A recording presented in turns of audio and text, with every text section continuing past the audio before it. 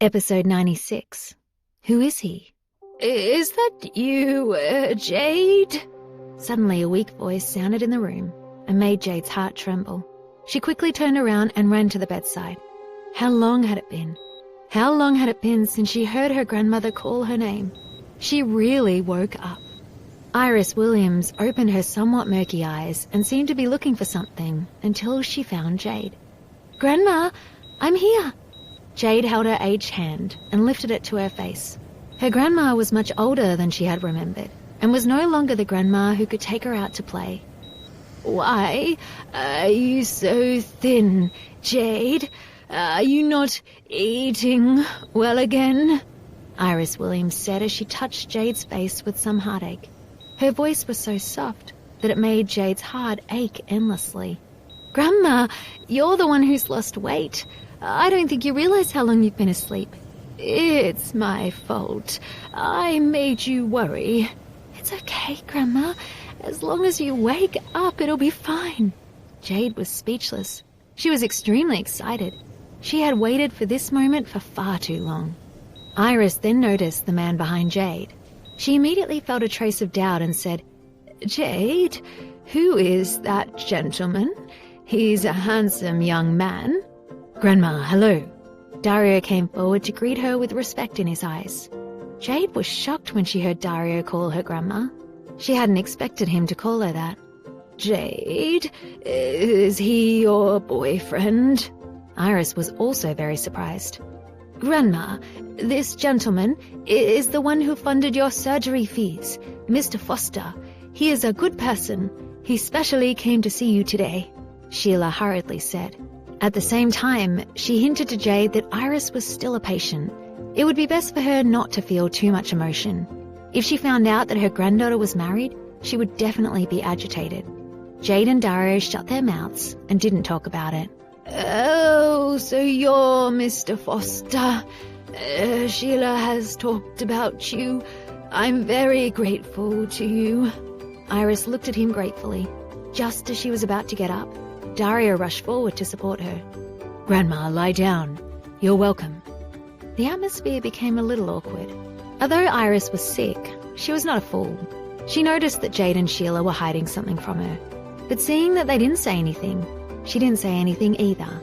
"Jade, I have something to say to you in private," Iris said softly and pulled Jade by the hand. Although she wasn't very loud, Dario still heard her. But just then, someone called him. He looked at the number and went up to Jade and said something before walking out of the ward. "Jade, stay here and have a good chat with your grandma. I will go out for a while." "Okay." Dario picked up the phone and walked along the corridor. After dealing with the call, he was about to return to the ward when he saw an old man in his 60s. The old man had a serious expression and was wearing a straight suit. His sparkling eyes revealed shrewdness. Behind him were two people who weren't smiling. If it had been anyone else, Dario wouldn't have paid attention to them. But this old man happened to be someone he knew. Andre Peterson, the founder of Peterson Group, was one of the top figures in Washington. Although they hadn't seen each other for a long time, Andre Peterson still recognized Dario at a glance. He couldn't help but exclaim, since it was hard to forget the accomplishments that Dario had reached by such a young age.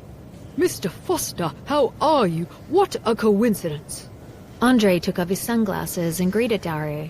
Although Andre was considered Dario's senior in the business world, his tone was very polite. Any capable person was worthy of his respect, not to mention such a promising young man as Dario. "Mr. Peterson, what are you doing here?" Dario nodded slightly as he greeted Andre. Andre's presence in the hospital surprised him, but he didn't show it on his face. Andre was so strong and healthy that he probably didn't need to go to the hospital. "I came to the hospital to visit a patient, of course." Andre's shrewd eyes suddenly showed a trace of complicated emotions. His eyes turned to the ward. Dario realized that he was looking at Jade's grandmother. Although Dario felt something was strange, he wasn't a busybody and had no interest in knowing who Andre was visiting.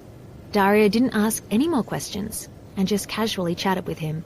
In the VIP ward, Andre personally went up and knocked on the door very politely. Sheila was surprised when she opened the door, especially when she saw two men in black behind the old man. They were very imposing. "What do you want?" Sheila asked. We are here to visit. Andre said in a gentle tone. The man next to him handed him a bouquet of lilies. I think you might have the wrong room, Sheila said somewhat gloomily.